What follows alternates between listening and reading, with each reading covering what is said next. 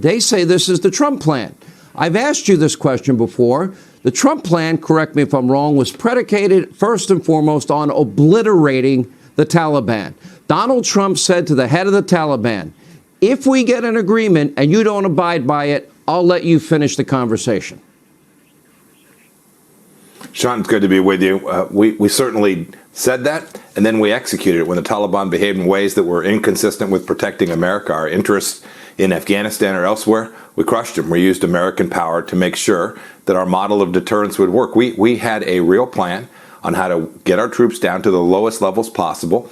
We knew that there were a certain set of conditions that had to be met. We were working diligently to achieve them. We went from 15,000 to about 2,800, and we kept order. We didn't have a single American attacked from February of 2020 on. That was not because of a piece of paper or an agreement, but because they feared our administration.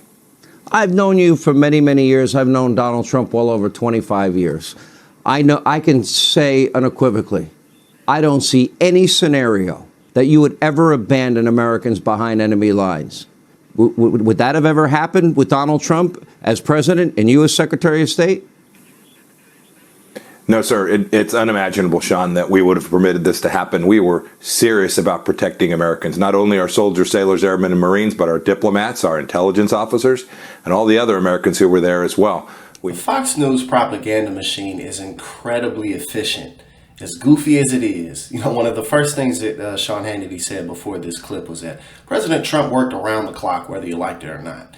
And of course, to us, we know that isn't true, but to millions of Americans who vote religiously, it is the gospel. So, to go on into some of the ridiculous things that Pompeo was trying to, refer to, that Afghanistan feared the Trump administration, but not the Biden administration. But the reality is that our conflicts with other nations don't begin and end with the passing of each administration in modern times, as war has always been utilized to control resources and access to trade routes and different types of important landmarks and what have you. That's nothing new. It's as old as civilization itself.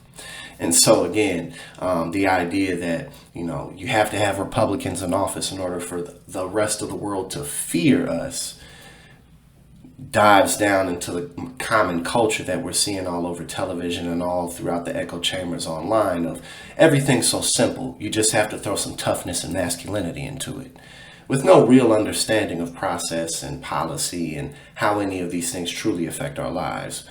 And unfortunately, the Fox News viewers eat this up like candy.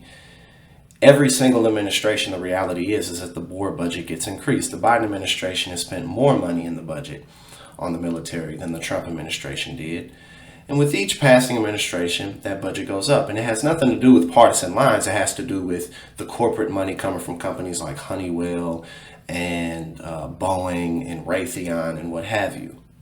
It's just about getting certain people paid who have the access to funnel their money into the government, because as we know, corporate money is flooded in our political process. And unless there's something done about that, the political theater, unfortunately, will continue to get more and more and more ridiculous until we can force politicians and political figures to actually do what's right for the public.